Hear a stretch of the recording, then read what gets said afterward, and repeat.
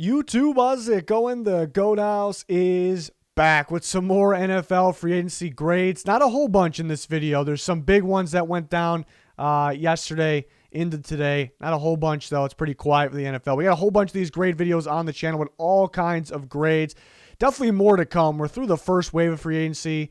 Some solid players out there still waiting on contract details for some solid signings as well. NFL draft content going to get rolling very soon. Got an updated mock draft on the way in the next day or so. We're going to rank my favorite signings of free agency, the worst moves of free agency, the sleeper moves, the winning teams, the losing teams, in my opinion. We got a lot to look forward to here ahead. The big trades are still coming. I feel it. So, yeah, a lot to cover. Please subscribe for all that content. Follow us on Twitter for breaking news, constant NFL talk. Remember mock draft starting up again this next weekend. Either our Patreon or sign up through walkthemock.com and use code GOATHOUSE and follow our Twitter to get that entry link to those after you've done that. So really excited about those. We turned those in the video where you guys play GM for teams. Here's our Twitter at GoatHouseNFL. Link in the comments for anything you need, including that walk the mock link, Twitter link, anything that you need here. Always talking here on the Twitter, so make sure you check it out. Must follow for breaking news and anything NFL related. First one, which was yesterday, kind of one of the bigger signings of free agency as a whole. Kenny Golladay signs. There's a big impact signing. I ranked the receiver signings in a video yesterday as well, and that was mainly based off impact they will make. Him being talented. I think a good need and fit for the Giants, and that 4-year deal is big time in terms of impact, so I thought that was fantastic. Mainly with these grades, I factor in value a lot too. $18 million per year is a lot. I talked about it a lot in the rankings video. I don't like people comparing the 4-year deals per year money to the 1-year deal. You can't really do that because if a guy gets 1 year, he's going to get less. He's banking on himself for next year to make more money. I think that's what a lot of guys did. Juju Smith-Schuster, a lot of guys did that. Might as well go back to the Steelers for that 1-year deal. I want to, hit the bank, next year. So that's what a lot of those guys are thinking. So yeah, I like this. I like Kenny Golladay a lot. I like him a lot. I'm a big Kenny Golladay fan. Was a huge fan when he was at NIU as well. Was one of my sleepers coming out of the draft then. It's exactly what the Giants needed. They can focus on offensive line. I don't think they focus on quarterback, but I wouldn't be against it. What if a guy like Justin Fields somehow falls to them? They're in position to make that call now. I don't think they do it, but I think they're in a pretty good position because the moves they've made. At the same time, they kind of hurt themselves in the future with this. The good thing is Kenny Galladay's part of the future. A lot of cap hits coming in the future, so this team's starting to turn into a win-now team. Daniel Jones got to step it up now. No more excuses, or whoever's at quarterback expected to be Daniel Jones. Yeah, I almost want to give it an A+ just because I'm a huge Kenny Golladay guy. I'm going to give it an A, though. It's a lot of money. They did hurt themselves a little bit for the future. It might not even be hurting themselves, but in terms of cap, it kind of is. But they may not be needing to make moves then. Depending on, they may have to extend guys. We'll see what happens. But I'm going to give it an A. I'm a Kenny Golladay fan. There was kind of one guy I'd be a receiver because I was more of a fan of, the draft is so loaded with receivers. Get one of these guys rather than break the bank for a receiver in free agency because the draft guys are really good. As long as you're a good evaluator and you know how to draft, and they're a lot cheaper. But Golladay was kind of the one guy kind of made that exception for, unless it's Jamar Chase. If you have the opportunity to get Jamar Chase, because Jamar Chase is that good where he could be as good as Kenny Golladay day one. He's that good. So, and he's going to be a lot cheaper there. So, I'm going to give it an A, though. Another big one here was Keanu Neal. Smaller money, I guess, compared to Golladay. Interesting one, too, because he's been a phenomenal safety until he kept getting hurt. And then, stayed pretty healthy last year. Wasn't, at that skill level where he used to be before the injuries, but still solid. Talk is they're going to move him to weak side linebacker, more of a coverage linebacker. And I like that for the rest of the team. This is a signing for the rest of the team as long as they do it. I think they're going to do it because we saw Jalen Smith playing more of the true inside linebacker role when he was, heading towards maybe almost, on the way to becoming one of the top tier line, maybe elite in the future. He was actually looking like that. Last year played more weak side, and I blame the scheme changes, the defensive, play calling as well. And he struggled. It wasn't really bad, but, for Jalen Smith level, it was kind of on the bad side. So I think this helps. I think it kind of moves these players in their appropriate spots, and that definitely helps. The downside is he going to get hurt? Playing weak side linebacker, you kind of Jalen Smith, you always kind of wonder with the injuries. I'm okay with him, but mainly Leighton Vander Esch, guys like that, some injury concern there. And another thing is, the Cowboys haven't been making too many moves. They have an elite offense. Yes, I think elite offense if they're healthy. You got to just put the defense together, and you got yourself a complete team. Maybe one of the best teams in football, if healthy, if you put defense together. They haven't really done that. It's kind of odd what they're doing because they cleared a lot of space with restructures. They signed Dak. They were kind of right around even, and they restructured a bunch of contracts, pushing money back, and that means you kind of have to do something now because you plan to. And they must have missed on some guys that we can hear about because you don't clear that money to sit around and do absolutely nothing. So, this is kind of their big signing right now, which is, post-stack, which is, that's kind of the bad side of it because it does take about $5 million there in terms of a hit. So I guess there are some downsides to it, but I really like the idea of him playing, coverage linebacker role. I can't wait to see it. I think it makes the guys around him actually, it could be better. So I'm going to give it a B+. Overall, I like it, but I like the idea of it. But there are some negatives, but I think the whole thing with the Cowboys' approach and kind of missing maybe on guys while clearing the space to get guys, but that really has nothing to do with the Keanu Neal signing, so I didn't really factor that in a whole bunch. Next, Xavier Rhodes goes back to the Colts. Colts been extra quiet, surprisingly. I guess looking at past years, it's not that surprising, but I really thought this was the year. You can't stay quiet every year. You can't be afraid to get great here, but they do get Xavier Rhodes back, so the cornerback position, they're maybe looking okay. Hopefully Rock Ya-Sin could step up this year. They're fine at the slot corner position, of course, with Kenny Moore. I like their safeties as well, but yeah, getting Rhodes back, pretty solid. Here, $6.5 million. Makes sense where the market was going, but makes sense for him. I didn't think there was going to be that many teams in on him because he really struggled with Minnesota. He comes to Indianapolis. He has a very good year. But yeah, this defense, the job is much easier for the cornerback, so he could have had a harder time elsewhere. So I like for his sake going back to the Colts, and they found a way to get him back for a pretty good price here. We'll see if I'm sure there will be a similar defense. They may not run. I've been talking about that in the past. They may not run as much cover two because teams are starting to figure that out. Good quarterbacks starting to figure that out at the end of the year. But yeah, we know it's a fit. I like the contract. It's definitely an A grade here for the Colts and Xavier Rhodes. They got to go to work on pass rushers and receiver and a left tackle, which might have to be done in the draft. So tough spot for their end right there. Moving on to David Andrews, the center of the Patriots. Yeah, the Patriots end up getting him back when they got Ted Karras back, who they didn't have for a year there. So I thought, there was contract talks with Andrews. It didn't go through. They signed Ted Karras. So it's like, all right, Andrews is going elsewhere. That's what's happening. No, he ends up coming back. So then now they double up on the center position. There's things I like and there's things I don't like about this. What I like, he's a good center. Their offensive line's even better. It's one of the better offensive lines in football, what it looks like if everyone's healthy. So they're better with him than Karras. $4.75 million is pretty good for a pretty good center. 4 years, a little surprised by the length of it.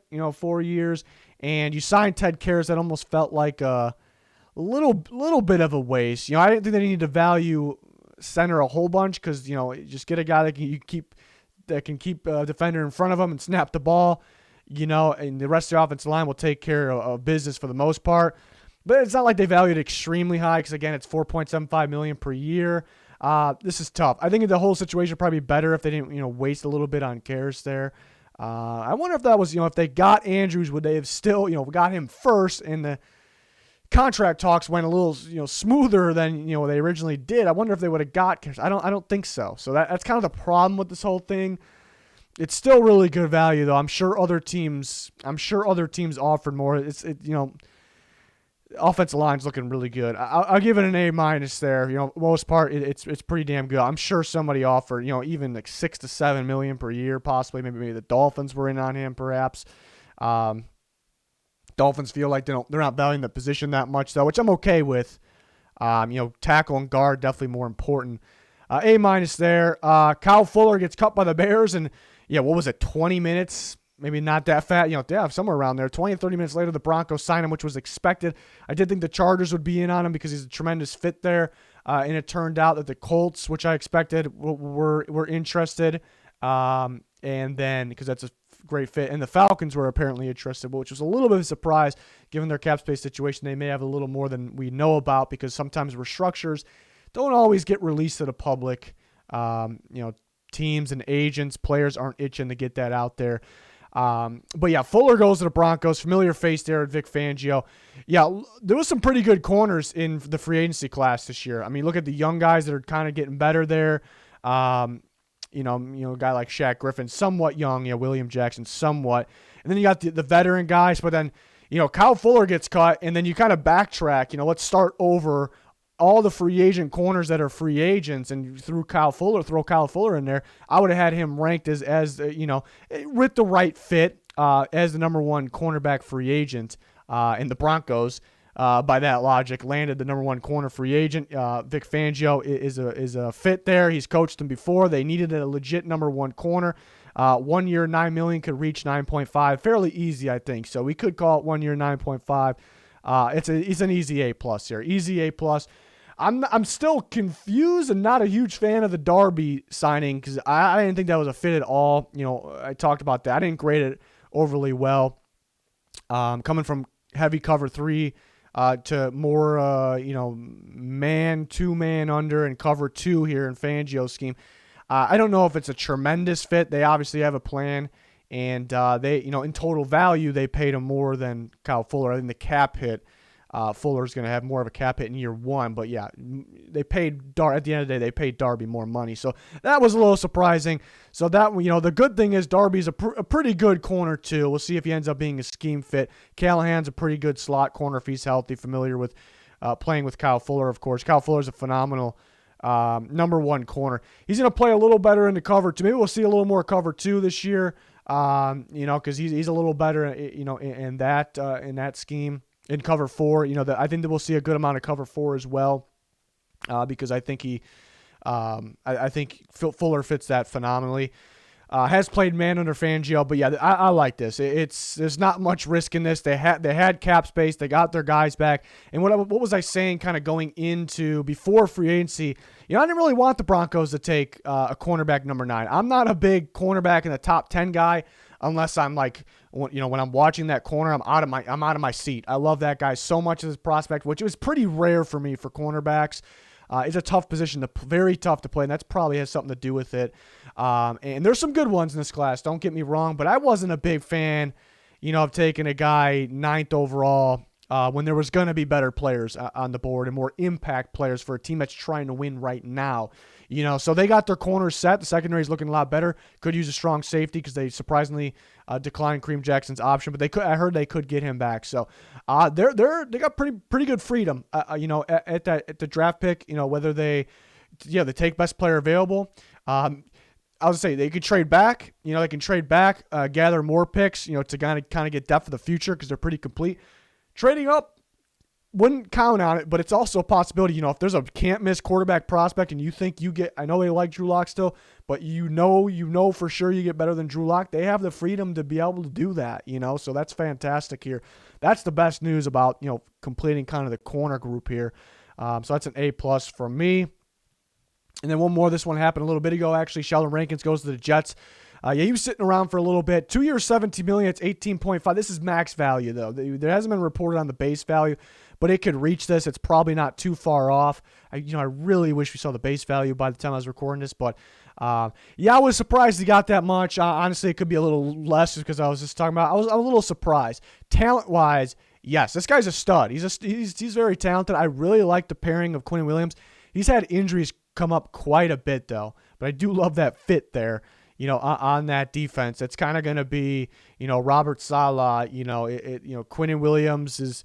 I mean, Quinn Williams could do it all. It's gonna be really fun in that defense. You can't really compare. I'm trying to compare him to some Niners guys because sometimes Quinn Williams can play, Buckner's role, or they had Kinlaw there last year, or he can play Armstead's role. He can even play nose tackle. But I think Rankins will be more of the Buckner type role there. And Quinn Williams are going to be moving around a bit. They want him to get after the quarterback as much as possible. So I think they pair together pretty well. Almost anybody is with Quinn Williams. I think he's that good. Going to be that good as well. I I was surprised, by the amount though, because he does have injury concern. If you thought, okay, this guy's not going to play 16 games, you said that. It's hard to say that, and you never like hear somebody say that. But it's a valid point actually. So that's the tough part. Again, I wish we saw the base value here. I do really like the fit. I was about to give it a B minus, but it is going to be less than this. We'll give it a B. I like the fit. He's a really good player. Still has upside. The injury is concerning. They really don't have to worry about the actual the interior defensive line. And they got Carl Lawson. That's pretty much complete there. So even on the outside, you could use another pass rusher on the edge, but you kind of put yourself in a position to focus on the quarterback at pick 2. You got some solid receivers even, so focus on the offensive line and the corner that you need there, the corner group perhaps. So I think you made your job easier by getting a guy like this. He's got to stay healthy here. So I'll give it a B. We'll see what the base value ends up being. It's definitely going to be a little less, 15, 16 million. Maybe it's a lot less even. There's no notifications. I was hoping I had one right now because maybe it's, the max value most time isn't, if I saw a 2-year, 17 million, guess the base value. That's the max value. Guess the base value. Yeah, it's probably around the 14 to 15, 15 and a half even range. More likely the 14 and a half to 15 and a half range for base value. But in this case, Rankins with his injury concern, it could be heavy incentives for a defensive tackle. Heavy, like almost like a quarterback incentives. And that maybe because he's injured. So maybe the base value is as low as 13 around there, 12 and a half. And that would make it look a lot better. I'd probably give it a B plus, A minus range there. So that's why it is tough. There's a lot of guys that were signed even days ago. Janoris Jenkins, Denzel Perriman. We don't have the contract details on yet. So that is very important to me in these grading signings. The exact contract details there. But yeah, we'll see. Jets are getting better at the end of the day. We know that. Hopefully they don't mess up the quarterback situation. You guys know my stance on that. But that's going to do it. You will have more signing grades on the way once more happens. There's still a lot of good players out there, but we are kind of through that first wave, and surprisingly, a lot of teams have done nothing through the first wave, so that's a little disappointing. We got all kinds of videos on the way here with free agency, the NFL draft. Big trades will go down. You just matter of time, and we'll grade those big trades there. Smaller ones on our Instagram, link down below for that. Follow our Twitter as well. Subscribe, smash that like button, turn notifications on. You guys know the drill. That's going to do it. Thanks for watching. Goodbye.